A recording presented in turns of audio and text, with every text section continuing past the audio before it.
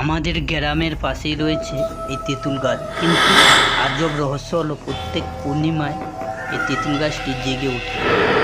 কিছু কিছু গ্রামের মানুষ তো এই তেঁতুল গাছের সাইড দিয়ে কাঁচা মাছ বা কাঁচা মাংস নিয়ে যেতে ভয় পায়। কিন্তু এই গাছের রহস্যটা কি? হ্যাঁ বলছি, 1997 সালে এই গাছের একটি রহস্য, যেখানটায় বিয়ে হয়, একটি মেয়ে বা ছেলে লুকিয়ে আসে এই বন জঙ্গলের ভেতরে। ওখানে তার বন্ধুকে কল দেয় যে আমি লুকিয়ে রয়েছি বাঁশবাগান তেঁতুল গাছের কাছে, কাল সকাল হলে আমরা দুজনে বাড়ি ফিরে যাব। বিকেল হয়ে যায় কিন্তু তার বন্ধু আর ফিরে আসে না। সে অপেক্ষা করার পর এই বাঁশবাগান তেঁতুল গাছে গিয়ে দেখে তার মৃতদেহ ঝুলছে তেঁতুল গাছের কাছে। তাই গ্রামের মানুষ নাম রেখেছে তেঁতুলতলা। নেক্সট কাহিনীর জন্য অপেক্ষা করুন, অবশ্যই নেক্সট ভিডিও আনছি।